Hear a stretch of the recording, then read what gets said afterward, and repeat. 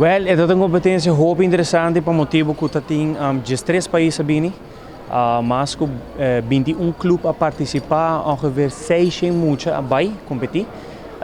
Competência depois de pandemia tá competência bastante streng, no sentido que tem assim a hopi atleta na que vai ouro, pero nós por estar contento, nós por visto que nós a ganhar ouro, den beginners, level 1, level 2 e level 3, nós a ganhar ouro.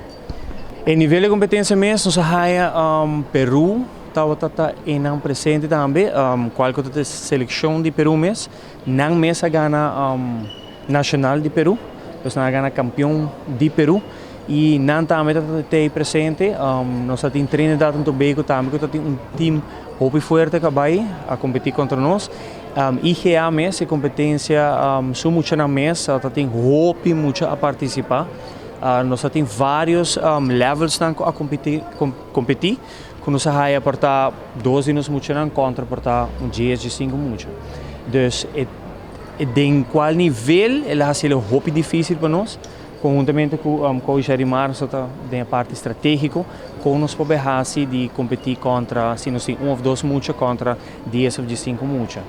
Então, esse é algo que nós premiará e nós vai pele. Sim, seguro, nós estamos super contentes, não somente me quero geven que muito não é bom, pero é que é echt dank de ouders não. Pastor, assim ouders assim interesse muito não, sim apoiar muito não e obviamente esforço aqui, mas é grande, esforço mais grande eigenlijk dat com coach Jarimar a treina muito aqui para ongeveer 6 maanden largo preparando, dus estreia de AUE, coach Jarimar. Forte aplauso para ele.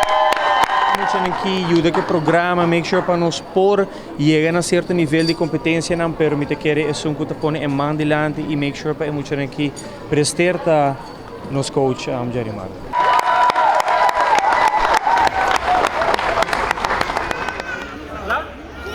¿Está claro?